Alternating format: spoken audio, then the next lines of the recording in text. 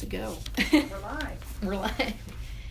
So, this was just kind of a framework just to get some conversation going, like I said in the email. So, if you have some insights that you think would be valuable for the course is just emphasizing managing human resources in the public sector. So it's not really a human resources class. Cool. It's more of a class. How do you incentivize people? How do you give a performance appraisal that actually means something? How can you manage organizational behaviors and how it relates to individual behavior? And that I kind of touched base on that, like on question 4 about commitment over compliance. So that's really what the focus of my assignment is. Okay. So. All right. So are we just going down these questions? Sure, let's just do that, and then if interject as you want. Yeah. Okay, cool. So, how do you see your mission as the human resources manager of BZS? So the canned answer. Mm-hmm. The canned answer is that I'm responsible to make sure that all of the laws and regulations, both local laws, state, federal laws, are handled properly with regards to any type of HR issue. So Mm-hmm. Making sure that we're hiring, following best practices for hiring, following all the rules and laws for hiring, any issues that might come up with payroll, making sure folks are getting paid properly under the Fair Labor Standards Act, and if folks have, all these have initials, that's kind of the ABCs of HR. So you got anything that might come in with regards to an ADA issue. Mm-hmm. We got, for a small department, we still have a pretty good number of folks that utilize FMLA, making sure that those benefits are taken care of. And then the bigger scope of it is that because we are public sector, I deal regularly with 2 collective bargaining agreements, Mm-hmm. both with CWA and with AFSCME. Mm-hmm. So we have to make sure that we stay within the guidelines of what we like to call the 4 corners of the contract. Mm-hmm. So we, even though those are living, breathing documents, there are still rules and things that have been bargained for in good faith. So right. We've got to make sure that we follow those policies. That's, I guess, my mission professionally. That's what I call my canned answer. But my personal mission is what I believe in, is that I always want to leave a position better than I got it. Mm-hmm.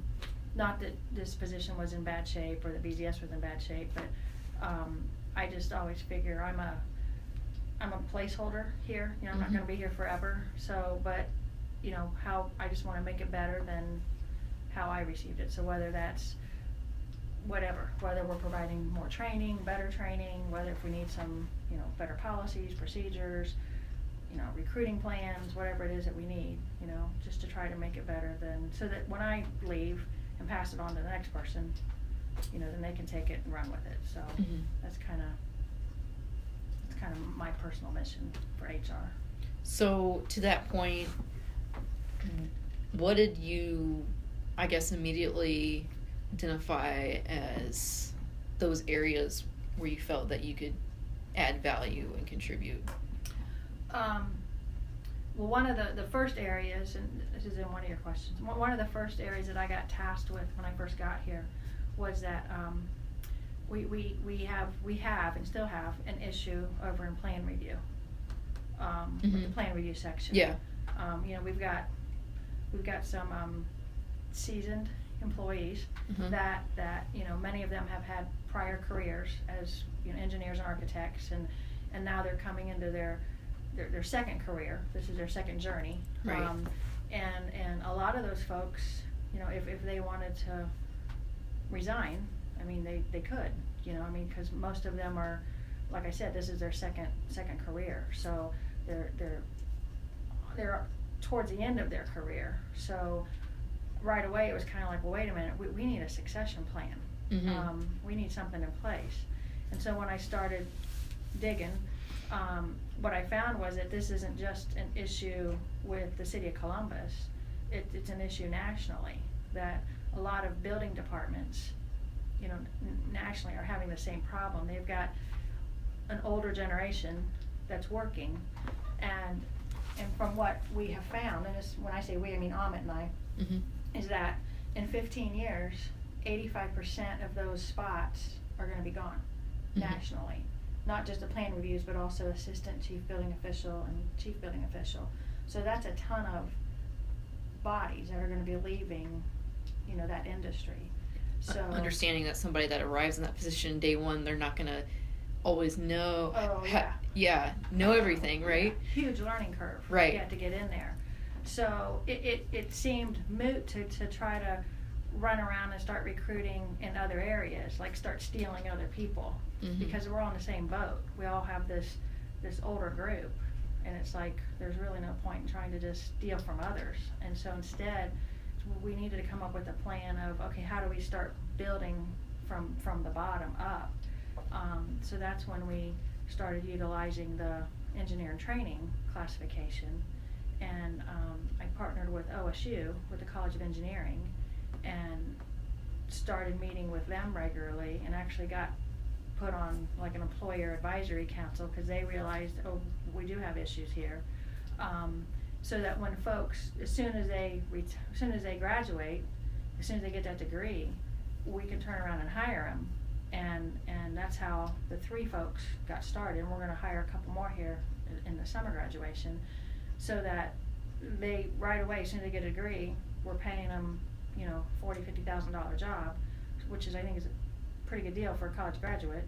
And then their first 4 years, they're in an apprenticeship type program, but those 4 years count towards their certification process. Mm-hmm. So for a professional engineer or for the plans reviewer, okay. For PE. Yeah. Okay. So so it's kind of a win-win for us and for them, and hopefully we're picking folks that don't necessarily have a desire to be an engineer and architect in a professional design firm where you're working the 70-80 hours a week, and yeah, you're making a ton of money, but there's a work-life balance issue with that. Sure. Instead, the folks that we've picked, they've expressed to us that they want a work-life balance, that they definitely want a rewarding job, but at the same time they want to have a life, at home, which I think is something that here we can provide folks. I think that happens a lot in public sector, that you're not going to really ever be required, unless you're in operational issues like public safety and safety forces. For the most part, all of us, when our day's done, we can pretty much go home and not have too many worries.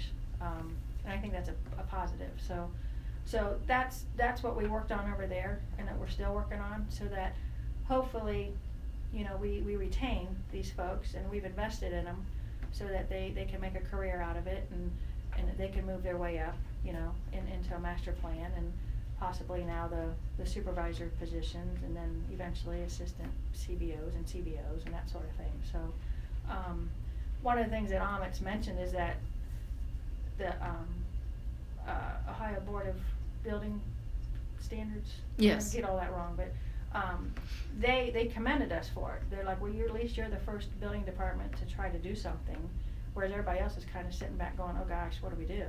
Right. Well, it's like, okay, you got to do something, so now yeah, so that, because really they're not going to, I mean, we're getting work out of them, but true value to us will be in 4 years when they actually can start stamping, and so it's not that we're not getting work. They're getting a lot of experience. They're getting to learn, a lot of stuff about the building and zoning, but it'll be great when we actually see the fruits of our labor, when they can actually start, reviewing and actually stamping, and that'll be when we're really off and running. So the plan is to continue to build, hire 1 or 2 every year, so that we slowly we've got this flow of youngsters coming through, so that when folks say, hey, they're ready to hang it up, right, we'll have that backfill ready to go. So that promise of a very competitive wage straight out of college, a work-life balance capability, and I mean, frankly, we have a good benefits package, I think. Yeah. That that hope is to have staying power for those individuals that are coming in for that at least those 4 years.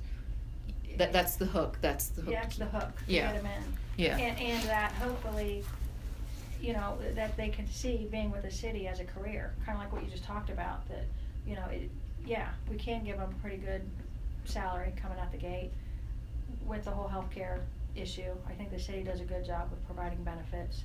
The fact that if you do retire, from public employment, there is a defined benefit package, at the end, that you have a retirement there. That's not always true, out in the real world. So yeah, I think there's we're kind of this sleeper, I mean, I don't know how else to say it, but lots of people don't think about coming to the city to work for the city as an employer. And I think that's one of the things we need to work on is trying to do a better job of recruiting. And I think what you just said, those are the good selling points. Right. Yeah. Because I think a lot of times the impression of city employment, well, it's very political, it's very bureaucratic, it's it's not very exciting or cutting edge. Yeah. And when you're younger, you kind of want to have those exciting experiences and that kind of thing. Yeah. Even through your employment. Sure. So. Yeah. No, that's exactly it. I guess that's a good way to segue to question two. I mean, are there any other points you want to talk about as like new and innovative talent acquisition or management strategies? Well, that's kind of, I think I kind of answered that one with what we're doing. Right. With Okay. training review. But for the other sections, maybe? The other area that we looked at was customer service. One of the downfalls we have here is that we're kind of stuck with using the classification of Office Assistant 2 for the front counter. I haven't quite yet decided how to handle that battle yet with civil service, but I don't see them as Office Assistant 2s. I think their job is a lot more complex. Nothing against Office Assistant 2s, but they're a lot more complex because they deal with quite a bit of money in order for them to be an OA2. So I think that's another area where we need to take a look at to possibly, if we can, to get civil service to talk them into creating specific classifications for our department that are specific to us. Sorry to interrupt. Hi, Have you seen Cheryl? Do you know if she's around? She went to physical therapy on her lunch, and then she Okay. said she'd be back. Good. Yep. Sorry. That's okay. So anyway, so one of the things I want to look at is looking at creating different classifications specific for building and zoning. We tend to, because we're a small department, and we're a spin-off from development, we're not that old. We're only about 6 years old as a department. It's kind of been, well, just use Management Analyst 2, just use OA2, just kind of use things that are already out there. But I think we're to the point where, no, there are some classifications that could be specific just for our department. So that's something I think we need to look at. And then the other issue with them is we've created a career path for those folks. So we've just now promoted 2 of the OA2s to OA3s so that they'll be working supervisors, which will help, to alleviate some workload for Nell and for Tara, right? So they can actually do some managing, and these folks are going to be working supervisors. I mean, so they'll actually still be working the counter and all that. They'll be like lead supervisors so the OA2s can go to them first with any issues, and they'll be in charge of staffing and all of that. So Nell and Tara will just be more strictly supervisory, more broader vision. Right. Okay. Correct. So Tara will actually supervise the 2 OA3s, so the staff will be underneath Tara, and then Nell will be really the liaison person who is the expert of customer service and can be the liaison for the other departments. She'll be managing kind of the process, but not the people. Gotcha. Yeah. So, and I think that has gone real well, and that all started when we shifted Becky out, and she went over to help Andy's shop. And then when we brought somebody in who, Nick has got a lot of prior customer service management experience. And so it was a good fit for him to do that. And then once he got his feet wet and ready to go, then that's when we started, well, let's kind of start making a career path for folks. And it's been very receptive, because I think the OA2s feel like they kind of get lost in the shuffle, and they're our front line, but at the same time they kind of take sometimes a lot of gruff from people too. Oh yeah. So yeah, it's not the easiest job, and they're stuck as OA2. So that's why we wanted to create a career path for them, so that if they wanted to stay with us in BZS, that at least they can see there's some progression and opportunity here. So sure. Because what we noticed was folks were, once they saw an opportunity somewhere else in the city, they would go, and I can't blame them if that's what they want to do. So if it's perceived as a dead end. Yeah, so we want to at least try to give people an opportunity. So great. Yeah, we did that. I think I'm gonna skip a little bit, Sure. just because you kind of were talking about dealing with the bargaining units and working with civil service, and I think that really goes back to question 6 really well about what negotiation tools do you have when in conversation with downtown. So working with Kelly and that kind of thing, and then civil service or unions, and then I was just wondering if I missed any other key players, if you didn't mind discussing those as well. Who's Kelly? Or who was it? It's because I remember whenever there's questions about, like when there was something wonky about my reimbursements or. Oh yeah, Kelly Lee. Yeah. Oh okay. Yeah. Okay. No, I was like, cool. Because she's downtown, right? Yeah, she does. She's in. Yeah. So the city has a department of HR. Right. And she's part of that. Right. She handles tuition reimbursement. She handles drug testing. She kind of wears a variety of hats. Right. And I know that there's kind of like, well, you guys are beholden to them to some degree, but you're part of BZS, and Correct. How does that interaction work? I'm just kind of interested about, when there's a disagreement or there's a challenge, and how do you tackle that with all those players? Yeah, no, that's a good question. So Department of HR, they provide. Well, let me back up. Each department in the city has its own HR staff.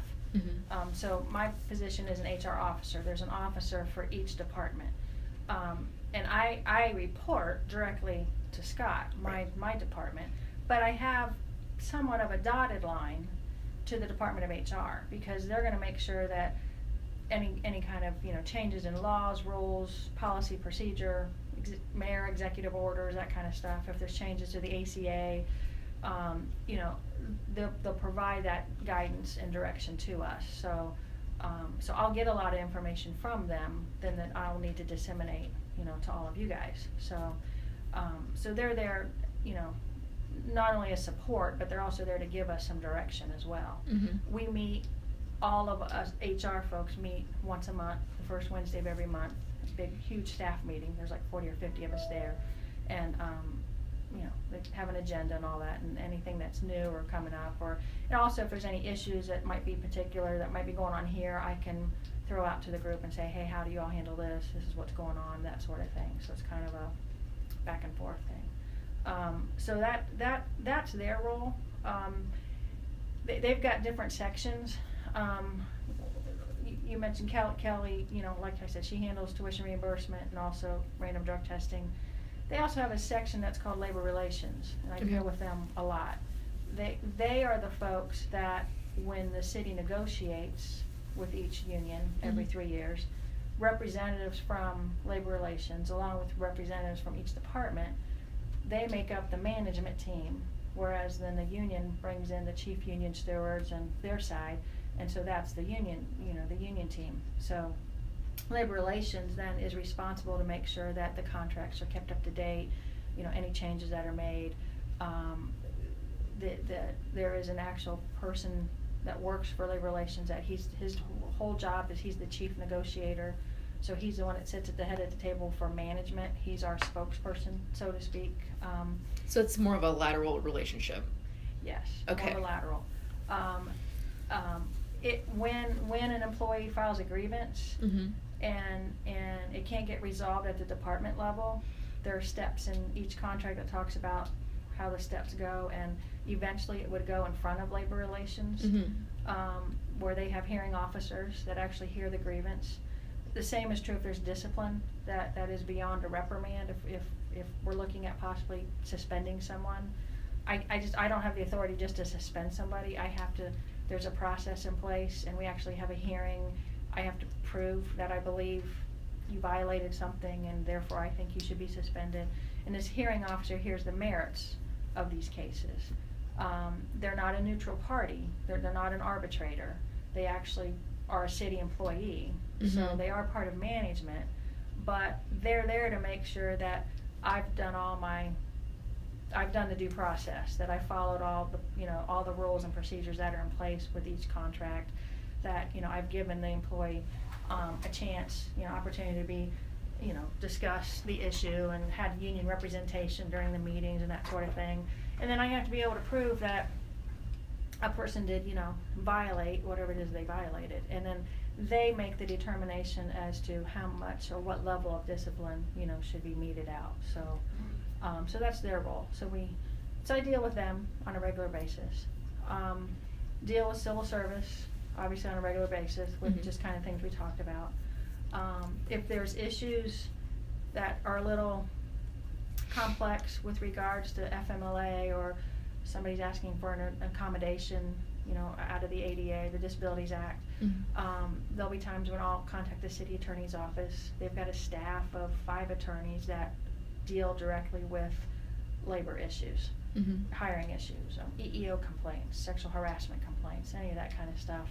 We basically have a law firm, right? That helps us. So they're just a phone call away, and I talk to them on a regular basis about stuff. So I think that those are key players as well. If I missed anybody else, because you mentioned civil service, unions. Yeah, that's about it. Yeah. Good. Yeah, great. I was just gonna ask. Yeah, I think. Do you want to? Let's see. You already talked about priorities. Did you have any other priorities you wanted to mention besides reclassification of? Yeah. One of the things that we want to do here, when I got here, I think Lauren does a great job of doing trainings on safety issues. Oh, no, yeah. Yeah, I think our inspectors, the folks that go out in the field, right. I think they are very well, equipped and I think are given quite a bit of training through the year that talks about safety and that kind of stuff. But I think we could do a better job, especially with folks that are in-house, the administrative side. I think we should definitely do some type of customer service training, dealing with difficult people, just reminders of folks, especially the front counter, the ones that, have to have the face-to-face stuff. But even all of us sometimes have to deal with difficult people, whether it's on the phone or whatever. So I think that would be good training. I think we're getting ready to launch a diversity and inclusion training. Because of the executive order. Well, it's actually that, but it's one of the goals that the mayor has put out for. Right. Well, that's what I mean. Yeah. And I think, again, kind of focusing on the front counter and inspectors, since they are the ones that kind of have more interaction with all types of folks. Citywide training is put together a special training that's going to go.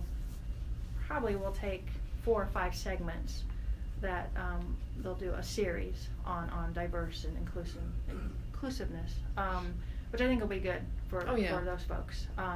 And then I believe when we're done, I think what we'll be able to do is package all that, because I'm limited with the amount of time I can have with inspectors and customer service, because the doors open at 9, and so we only get about an hour in the morning if we want to do anything. But if it's received well, then what I'd like to do is have citywide training, package all this together, and maybe then offer to everybody else like a half-day training or something. They could come out and actually do all of it, for a half day for everybody, so that we will then be able to say that the whole department received, diversity and inclusive training. So, which I don't think would be a bad thing. So. Yeah, I think that's great because, I mean, honestly, working the front counter, I've had instances where, I like to think that I'm pretty worldly, but I've had times where I had to kind of like check myself, like, oh, yeah, because like we have a large Somali population, sub-Saharan African, Muslim folks, and that was kind of an aha moment for me, was when my handshakes were being refused. I was like, oh, I'm cultural awareness, Right.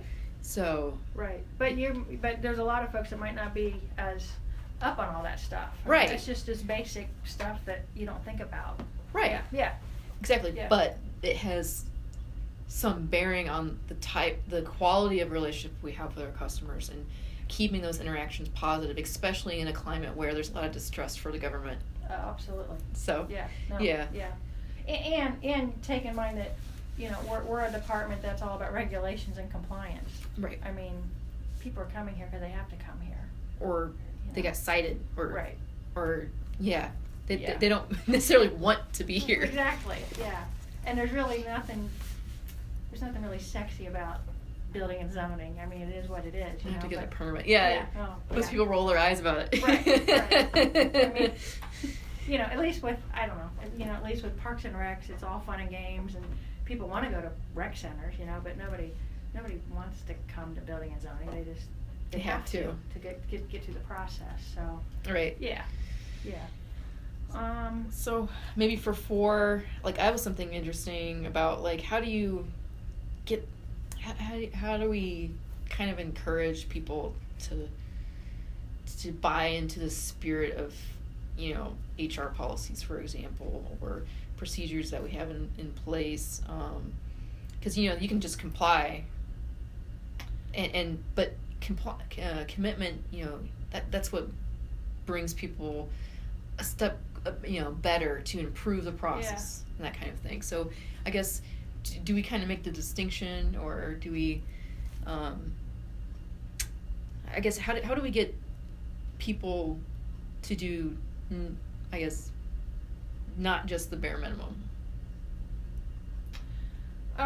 It's a good question. Because I don't, as an employer, I don't think I'm entirely responsible for your whole morale. Mm-hmm. I think people have to own it as well. Mm-hmm. And I think a lot of it is just how are we raised. I mean, I don't know how else to say that, but, I was raised that you work hard and play hard, and that you do a good job, and, and you earn your money, you earn your keep. But yeah, there are folks, not just here, but anywhere in society, that they're going to do the bare minimum. Hopefully you work with them to try to, so they can see the bigger picture, but people come to work for a variety of reasons. We all come to work because obviously we need income. If we were all independently wealthy, we probably wouldn't work. But I do think some people come to work because they see the bigger picture and want to make a difference. Regardless of, regardless if you're the mayor or if you're the, somebody cleaning facilities every night. Hopefully, you want to be the best at whatever it is you are. Mm-hmm. But I think that has to come from within. All what we can do is hopefully provide an environment, that's welcoming and is healthy, and it's not full of hostile people, and I think for the most part, we have a good work environment here, and I think that starts from the top. That Scott appears to be, he's a pretty laid back director. I came from a place that, you had to call people by their rank, and everything was yes sir, yes ma'am, and even if you weren't, a sworn person, you still had to. Because you were public safety, right? Right, I was a public safety. Yeah. I was there for 30 years, and it's like, I didn't even know these people had first names, because you just call them by, that's just the life that you're part of. Right. And everything's very formal and regimented, and then you come here, and wow, everything's pretty. First name basis. Yeah.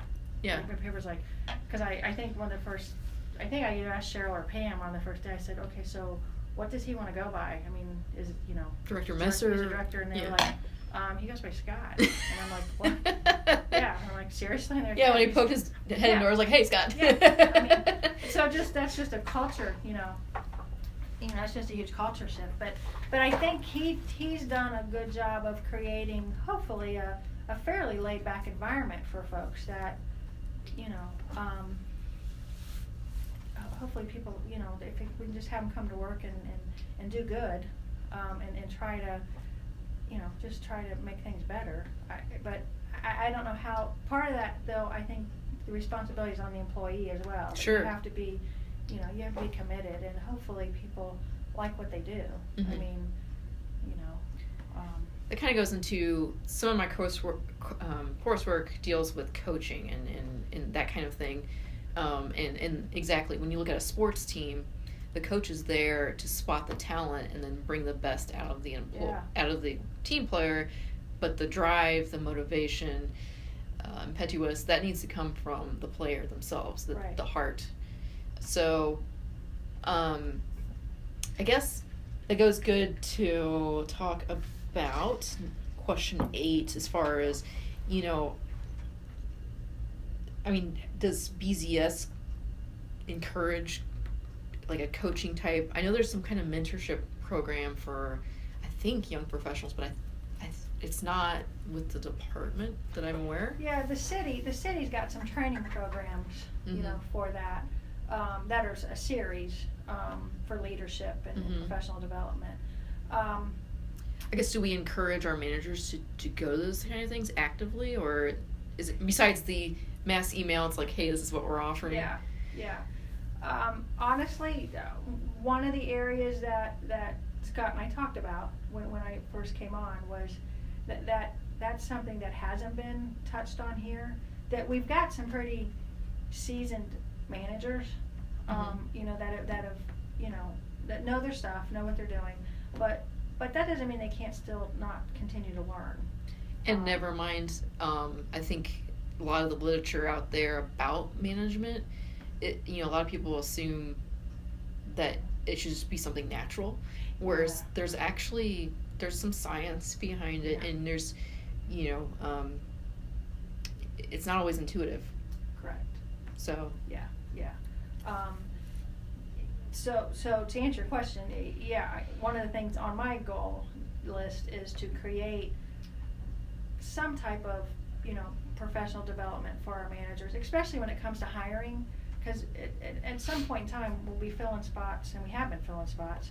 And what I've noticed is a lot of folks really don't have a lot of experience with it. It's once in a blue moon. Sure. Yeah. Based on what you were saying, that the folks have been here for a while. Right. But at the same time, if I'm hiring somebody in Andy's shop, well, Andy's the hiring manager. I'm the HR person, and at the end of the day, he really needs to pick who he wants to pick. And I mean, I'll help guide him, but at the end of the day, I'm going to let that person make that decision, because I get to walk away, and I don't have to deal with whoever it is. I mean, I'll have to deal with them, but I want them to pick the right person they think is going to be the right fit, for their area, and who they think they can work with. And if push comes to shove, and you got 3 equal people, pick who you want, because it's really going to boil down to personality. You're going to have to deal with them. So I don't want to be the ones, take Ashley, and then they're like, oh, why'd you make me? So it's like, I want you to own the decision, and I'll help you throughout all of it. If you need help with whether, we've done several performance improvement plans on people here that sometimes they kind of, go backwards a little bit, and sometimes we've had brand new employees.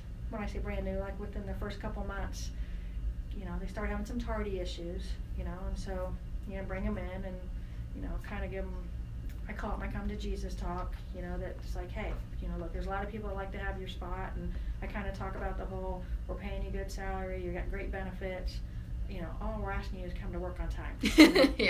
Go get yourself an extra alarm clock, I'm a nerd, I mean, you do the alarm on your phone and stuff, but I still got the backup alarm, just in case. And so you kind of have those talks with folks, and cause, you know, I'm not big into as soon as somebody makes a mistake, it's like, you know, get them out of here, because it's hard to hire people. It takes sometimes a long time to get people. So, and you want to believe in them, and they made it this far. Yeah, you know, we obviously liked you for some reason, you know. Right. So, knock it off, you know, just get to work or whatever the issue is. And most of the time, that's all it takes is just a little talk, and you know, and folks they get back on the right path, and. So it's more of like a situation by situation basis. Yeah. So I know we have the annual performance appraisal that we do, and I know during probation there's more of a quarterly approach, but has the department ever looked at doing more documented performance evaluations throughout the year, or? We do them if there's deficiencies. So but when there's good performance? Well. Or like regardless? Yeah, I mean, as a manager, hopefully folks are keeping book on people throughout the whole year. I mean, there's a whole, and that's another training that we could easily talk about is, you know, you want to evaluate someone for the entire period. You don't want to just pick one or two things, or you certainly don't want to look at the last 2 weeks and go, oh, you know, what did Linda do great this last couple? It's not for the last couple of weeks. It's for that whole, you know, rating period. But at the same time, on the opposite spectrum, you don't want to hold people back and like demoralize them for like, well, I mean, just by human nature, negative experiences stick out. Absolutely. Better than, hey, you know, you did, you know, you did this project and great job. But there was that one time, and you know what I mean? That kind of overshadows any kind of accomplishment or pride in work. Right. Now, ideally, when the problem arises, you know, that the manager and the employee are coming together right away and say, hey, let's talk about this, so that they're not waiting for the appraisal time to come back and go, oh, hey, Ashley, remember 4 months ago when you had that? Yeah. You know, that's not the time. Because an appraisal should never be a surprise. I mean, everything on there should be, oh yeah, that's right, you know. So hopefully, and I have been working with some of the new supervisors down in inspections that to go ahead, and it's okay to, you know, we want you to talk to your folks, you know, bring them in, talk to them, and, you know, just because you want to sit down and counsel somebody, that's not a bad thing. Look at it as a learning experience, that, hey, what, you know, here's what happened, what can we learn from it, what could we do differently next time, and, you know, it's okay to have those conversations. Has there been any conversation, though, of, like, encouraging managers to, I guess, more acknowledgement towards the positive, though? Because, I mean, that system's very heavy-handed towards the accountability and... honestly, we haven't really talked about that here. Now, where I was before, there was kind of a policy. There was a procedure that basically said if you're going to say one negative thing about an employee, make sure you say 2 positive things. So it's probably something we need to look at here, to really. Honestly, I haven't really had a chance yet to delve into what all each manager does and how their approaches. And a lot of it is, you know, if it's not broke, I'm not going to go in there and, you know, trying to change stuff. But I certainly want to help them if they've got any issues, that both negative or positive, however they want to handle it. So, because I can just see, like, at least, you know, having been here for almost 4 years, I can see where people kind of like, well, you know, I'm just stamping plans. I'm a paper pusher, and having that, and I know that it's bureaucracy and there's limitations because it is inherently a more reactionary, and we're a public agency, so, you know, sunshine laws and that kind of thing. But I was just trying to think of if there had been anything to where am I getting with this? It's derailed. That's okay. Yeah, I just kind of like to encourage people to have to see the meaning in their work, to see how they're contributing. Yeah. And to my knowledge, we haven't talked about that in depth with folks. Because I think especially with the newer, so, millennials is a hot topic in HR. I'm sure it is anywhere. But, that's what the new workforce is looking for that sense of mission and direction and contributing and being impactful. Yeah, and that's one of the key points that we touched on with the brand new engineers. Yeah. Is that a couple of them weren't from Columbus, but since they went to OSU, they lived around campus for 4 years. They fell in love with the city, so they wanted to give back to the city. And here's a good way to give back to the city by actually working, for the city, and making sure that buildings, whether it's remodeling or new construction, whether it's residential, commercial, that they're safe environments. And I think that's a great way to, because that's really what we're all about, is making sure that we have safe environments for everybody. Whether it's zoning correctly, or getting variances or whatever, or making sure that when I walk through a new hotel downtown, that the ceiling they don't collapse on me. I mean, that's kind of really what we're all about, is making sure that everything's safe for folks.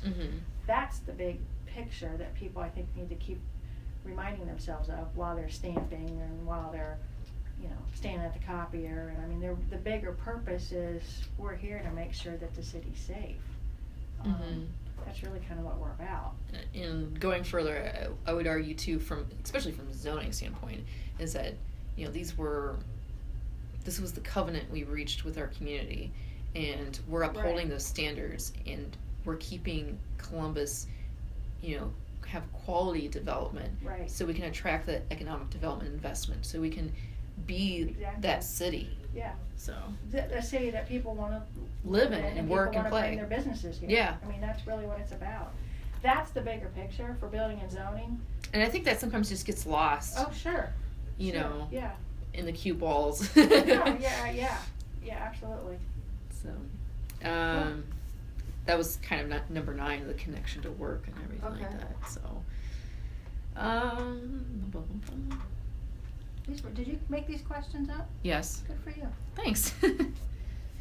Oh yeah, this is a good one. Customer satisfaction. So, I mean, this is really qualitative a lot of ways, because we're either responding to the press, or we're getting a call from the mayor's office saying what's going on with this, or direct interactions like, oh yeah, you've been helpful, very well. But like, I guess are we tracking any of that, or like, it's very easy to be like, well, we're getting a call from the mayor's office and they're down on us, and like, well, that kind of diminishes all the other positive feedback we may have gotten. Yeah. And it's a great question. I don't have the answer to it. I do know that when owners and contractors call in and complain about an inspector, or that this happened, this didn't happen, it gets handled. As long as it's not egregious, it'll get handled down in their area, and it should. Is that ever through 311, or is that directly from? Either way. Okay. So normally it's not 311. Normally it's an owner calling saying, hey, directly, Linda was just here, and she didn't do this or that or something. So I don't know if there's actually statistics being taken down there. Or up here for that. Or up here. I don't know. I know from what I can gather, they kind of sense of, well, if the mayor's office isn't calling, then it's a good thing. It's kind of that.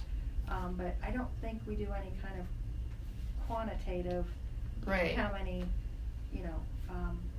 how many complaints we get, or compliments, or because I don't know, like, I know public sector is really, in a lot of ways, not only are we trying to partner with the private sector more, but sometimes, we try to kind of mimic some of the practices that we can within the bureaucratic structure. Yeah. And I'm just wondering, like, sounds crazy, but have we ever been like customer satisfaction survey or something?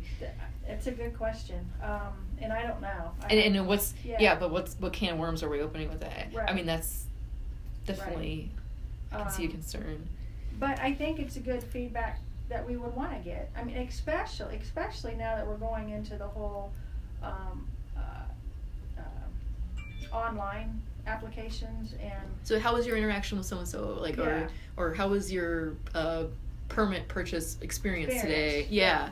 I think that'd be, and that could be something that, maybe Nick's looking at. I'll certainly ask him just to see. But now that we're headed towards electronic review, there's all kinds of things we're doing now technology-wise. So I think now's a good time to even, start asking feedback. How are we doing? What could we do better with the electronic review? What could we do better with the online permit purchasing? What's working, what's not working? I can see that having great assistance to data group too, because it's like, I'm just having sat in on some of those digitization meetings and that kind of thing, and sometimes there's a little bit of a disconnect between, well, in an ideal world, from a technology standpoint, this makes perfect sense, but within our process, there might be a slight nuance that actually makes a big difference. Yeah. And understanding, I'm not saying the data group doesn't understand our business, but having the technology suit our process, even in those nuances. Yeah. So. That's interesting. I was just thinking, like, has anybody ever talked about this stuff, or, what's being looked at to collect some of that, now that we have, everyone has a computer and everybody, Yeah. And I have a feeling that obviously folks are keeping track of stuff in their own areas, but I'm not sure how much is it coming up and how much is being shared for an overall department outlook. Right. I was last week I've been dealing with Marcia and down in public records, and I was stunned that she said in January they had 258 requests for public records. I had no idea. That's, she says normally January is somewhat of a slow month, but for some reason. Mild weather, I think. Yeah. People are still building some. They're still building. She said land is, it's on the up and up. She said there's a lot of flippers out there that want to flip houses, so they need the information, and it's that kind of stuff that you don't think about. That, So I know they're tracking like how many requests they're getting, but I don't know if anybody's taking it to the next level of, okay, well, how did we do, with your request, and were you satisfied? That's not a bad idea. Because I think that a lot of times as a public sector employee, most of conflict or difficult employees that I've encountered, it's usually just really kind of a mismatch of expectations. They thought they were getting this when, in fact, I can't provide them that, and I provided them what they're really needing, kind of thing. Not that, I can't speak for what they have going on their side, but really, there's just a mismatch of expectation. Yeah. So. Yeah. I don't know. I was that's a trying good point. To explore this idea. Because I know we have BSRC, but that's kind of like higher level. Those are these, developers and that kind of thing, and not necessarily Joe Schmo. Yeah, that walks in and just needs a permit. Yeah, and they have one interaction a year with our department. Right. So we kind of talked about the mayor's commitment to inclusion. Have there been any recent challenges with that, it sounds like we're gearing up to have some kind of inclusion training, but in the interim, how have you met those challenges? Yeah, and it's a huge challenge, I think, for us, mainly because we've already got a couple strikes against us. We're dealing with the building industry, which is predominantly male. Especially over in plans review, we're hiring architects and engineers, and if you look at the statistics for those colleges, it's predominantly male. It's predominantly Caucasian. Yeah. So one of the things that I am working with is through OSU, they actually have a professional organization for women in engineering. They have one for African Americans in engineering. So they just this week they sent me the contact information that hopefully what we'll be able to do is Amit and I can get an audience with them, and at least if they meet on a regular basis, maybe we could go talk to them to explain, just introduce us to them so they know who we are, and that, you know, we actually do employ folks here, and this is what we do. And if you've ever thought about, obviously you've thought about a career in architecture or engineering, but if you've ever thought about the compliance side of it, you know, and want to come this way, this is, you know, who we are and what we're about, and here are the benefits and the benefit package and that sort of thing. And hopefully that, at least we'll get our foot in the door, so at least, you know, give folks an idea. Because when we've gone to a couple job fairs, and, you know, we're going up against, you know, the Googles of the world, and you know, we can't match what they match, but what we can give them is that work-life balance. You know, if you go work at Google, you know, you're going to be working the 70, 80 hours a week, but at least here we can give you at least the work-life balance. So I'm hoping with, we can get, you know, our name out there a little bit more. And then even also, we're looking at the possibility of going to colleges and universities, you know, that have a higher number of minorities, that we can, you know, go talk to them to see, hey, we thought about City of Columbus, this is what we're about, and just try to educate them of who we are, and just get our name out there. That's kind of our goal. The other thing that I talk to the inspectors about is that because lots of the inspectors get hired because it's word of mouth. You know, inspectors go out to sites and they see the construction folks and on a regular basis. Kind of who you know, and say, hey, this person might be a good, you know, fit. And it's like, well, do me a favor, go out and recruit somebody that doesn't look like you. Yeah. You know, start looking, you know, and of course the problem you have is when you go to a construction site, even they're limited, because, you know, there's not that many, you know, there's not, the number of African Americans, number of females is, percentage-wise, is a lot lower than your male Caucasians. So the pool is smaller. So I think you even got to now keep working backwards and keep even starting all the way to the high schools and starting getting involved with vocational schools. I think, you know, we need to, and we are partnering a little bit with that. Like the folks who can't afford to go to a major university. Yeah. And there's kids out there that really shouldn't go to college, and that's okay. Yeah. Because there's so many trades out there that need it. That's a dying art. I mean, we need electricians, we need plumbers, we need HVAC folks. I mean, that stuff's not going away. Yeah, and unfortunately, I think in the U.S. it's not as celebrated. Yeah, it's not. But, you know, if you can still make a decent wage and good benefits, and our inspectors come from the construction world. So somehow we have to, you know, we've got to help feed the construction world, you know. So we've got to literally start all the way in high school and help, you know, foster the idea of, hey, it's okay to go to vocational school, it's okay to go to the trades. You know, you can make $70,000, $80,000, $90,000 a year if you want. You know, it's what you make of it. Yeah, it's what you make of it. And then eventually you could possibly come over here and do this. But so somehow we've got to beef up that pool of candidates. So I say all that to say that the department has been partnering and helping with the city, because the city is also partnering with some of the trade schools to try to help, you know, educate that to get inner city folks, inner city kids to start thinking about the vocational route. Is the push primarily coming from Human Resources Department, or is it? It's from the mayor's office. Just the mayor's office directly? Initiative. Yeah. Right. Yeah. Okay, but I didn't know, like, boots on the ground, who's actually going out to these schools. Well, they just started this, so. Okay. Hopefully we'll get to be a part of it.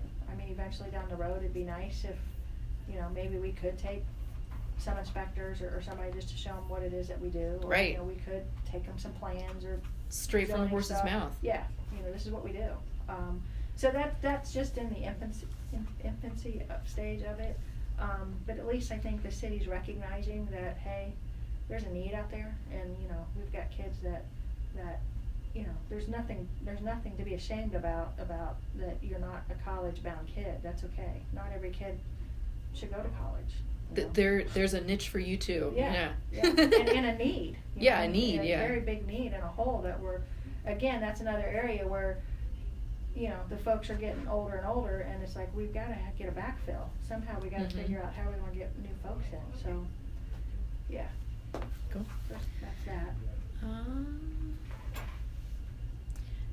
What else did I miss? I think the only other one was just to, I think we touched on it, but just to, I guess, wrap things up, besides the raise that's offered at the annual performance review, how do you, there are not really a whole lot of other incentives, is my impression. It's hard because we're public sector. Right. That's yeah, we're talking city dollars. I mean, these are people's dollars, so we don't have the ability to just say, oh, hey, I actually did a good job this week. Here's a $500 bonus. Right. That's people's tax dollars. I mean, we can't do it. So that's unfortunate. I mean. Right, and then also we have the whole thing with the bargaining units. We have to do it in a egalitarian way, and. Yeah. I mean, there's certain. I mean, there's built-in money in your contracts with longevity pay and service credit, and we kind of call that hidden money. So the longer you're here, you get some built-in bonuses, so to speak. Or your vacation accrual goes up. Your vacation goes way up. But for a department to be able to just recognize somebody that monetarily, we just can't do it, and that's the difference between public sector and private sector. As far as non-monetary incentives, I mean, one of the things that I'm surprised we don't do this here, and I haven't really, again, it's kind of on my wish list, but we don't really have an employee of the month or employee of the quarter, or maybe we should something to celebrate together. Yeah, I mean, I know we do the citywide employee recognition thing, but there's a lot of good things that people are doing here that we just need to know about it. So we're small, we're pretty small. We only have about 160 people, but still, I mean, there's no reason why we couldn't do at least, like I said, an employee of the quarter or something, sure, something like that. So that, we could do some type of recognition that way. Give them the #1 parking spot out there, just not under a tree, because a tree could fall, hurt your car. But never mind the birds. Miss the birds. I always get nailed. Yeah.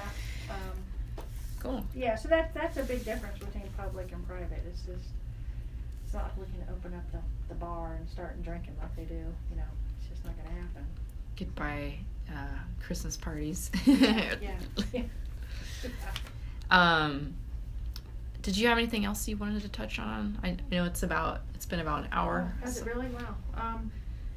And would you mind if I had a copy of your notes after the meeting? Yeah, I didn't finish all my. Oh, feel free to get back to me later. No, I mean, you can take this if you want. Because like I said, I tried to do this morning, and then people started coming in. I had to put it away, But you're welcome to take this. Thank you. I mean, it's just my chicken scratch thoughts. Right, and then I have the recording too as we went along. And if you're missing anything, just holler. When's it due? The actual paper is due March 8th. Okay. But I wanted to give myself enough time with my other coursework to actually write the paper and follow up with questions. Yeah. So I'm off next week. I'm not here next week. But so if you've got questions when you do a draft or whatever you want, or if you need more or something, just holler. Okay, will do. I'm trying to stop the recording. Hang on.